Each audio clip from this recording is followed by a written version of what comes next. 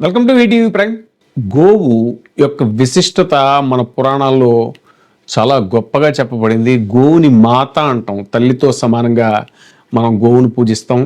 ముఖ్యంగా గృహప్రవేశాలప్పుడు గోవుని ముందు మనకన్నా ముందు గోవుని ఇంట్లోకి తీసుకెళ్ళి గోవుని కూడా లేగదోడని రెండింటిని కూడా గృహప్రవేశం చేయించి ముందు ఇంట్లోకి అవి తిరిగిన తర్వాత గోవు తిరిగిన తర్వాత మనం గృహప్రవేశం చేయటం అనేటువంటి దానివైతే అంతలాగా మన హైందవ సంస్కృతిలో గోవు అనేటువంటిది ఒక భాగం అయిపోయింది. అలాంటి గోవుల్ని చాలా దారుణంగా తరలించడం అని అంటే, కబేళాలకు తరలించడం అని అంటే అది ఎంత దారుణమైనటువంటి విషయం అంటే, ఈ గోవు మీద కరుణశ్రీ జంధ్యాల పాపయ్య శాస్త్రి గారు ఒక అద్భుతమైనటువంటి గేయం రాస్తే దాన్ని అమర గాయకులు ఘంటసాల గారు కూడా చాలా అద్భుతంగా ఆలపించారు. అది అలాగా గోవు యొక్క పవిత్రతని మనం ఎంతో గొప్పగా చెప్పుకుంటాం. అలాంటిది వైజాగ్ నుంచి ఆ గోవుల్ని తరలిస్తున్నారు. ఒక్కసారి చూడండి, అటు నిజంగా మానవతావాదులు అసలు చెలించిపోతారు ఇలాంటివి చూస్తే. అసలు ఈ రాజకీయ నాయకులు మరి ఆ తిరగలు తిప్పే అనసూయలు వాళ్ళంతా వచ్చేసి మీడియా ముందు మాట్లాడి తిరగలు తిప్పుతూ వీడియోలు చేసి ఏవేవో మాట్లాడతారు. కానీ క్షేత్రస్థాయిలో మాత్రం ఏది కూడా జరగదు అనడానికి ఇదే నిదర్శనం. మొన్నటికి మొన్న వైజాగ్లో మనం చూసాం, గోమాంసం అనేటువంటిది ఎంత పెద్ద ఎత్తున బయటపడింది. ఒక కోల్డ్ స్టోరేజ్లో, మిత్రా కోల్డ్ స్టోరేజ్ ఏదో ఉంది దాని పేరు, అది ఒక తెలుగుదేశం నాయకుడికి సంబంధించింది అనేటువంటిది కూడా బయటకు వచ్చింది వార్త. సరే, ఇక్కడ మనం రాజకీయాలు మాట్లాడటం అనేటువంటిది అస్సలు మన ఉద్దేశం కాదు.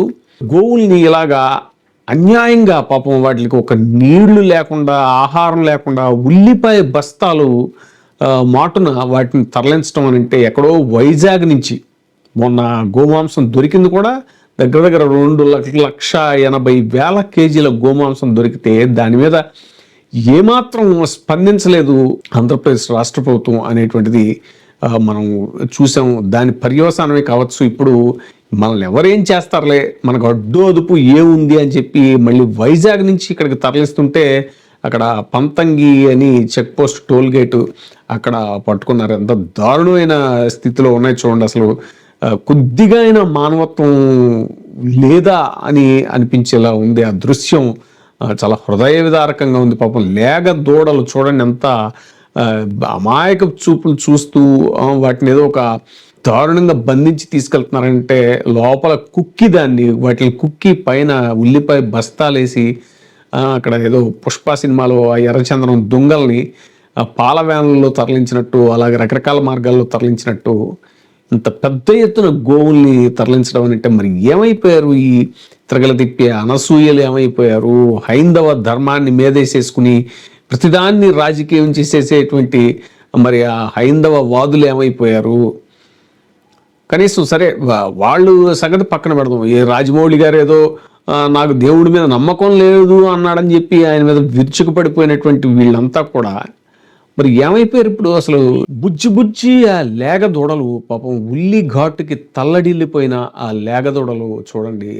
ఆ నీళ్లు లేక అంత దూరం నుంచి దగ్గర దగ్గర 600-700 కిలోమీటర్లు ఆ లారీల్లో ఆ ఉల్లిపాయ బస్తాల కింద మగ్గిపోతూ అవి ఎలా ప్రయాణించాయో తలుచుకుంటేనే నిజంగా రాజకీయాలు ఇవన్నీ పక్కన పెట్టేసి ఒక మానవత్వం ఉన్నటువంటి మనుషులుగా ఆలోచించాలి, స్పందించాలి ప్రతి వాళ్ళు కూడా. ముఖ్యంగా దీని మీద 2 తెలుగు రాష్ట్రాలు కూడా వెంటనే చర్యలు తీసుకోవాలి దీని మీద. మరి ఇంత ఆటవికంగా ఏంటిది? ఏ ఏ రాజ్యంలో ఉన్నాం మనం? ఏ యుగంలో ఉన్నాం? ఇంత ఆటవిక న్యాయమా? ఈ జంతు ప్రేమికులు ఏమైపోయారు?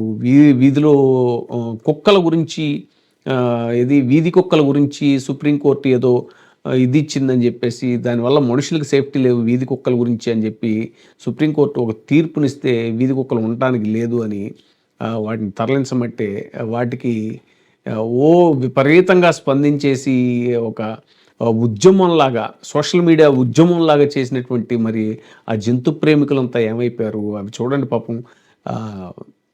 మూగ జీవాలు, లేగ దూడలు అవి ఎంత అలమటించిపోతున్నాయో చూడండి. కనీసం ఇది మానవతావాదంతో ప్రతి వాళ్ళు స్పందించాలి. రాజకీయాలకు అతీతంగా ప్రతి వాళ్ళు కూడా స్పందించి దీని మీద మరొక ఉద్యమం లాంటిది చేసినా కూడా తప్పు లేదు అనే స్థాయిలో ఉంది ఆ తరలింపు అనేటువంటిది, ఆ గోవులను తరలించడం అనేటువంటిది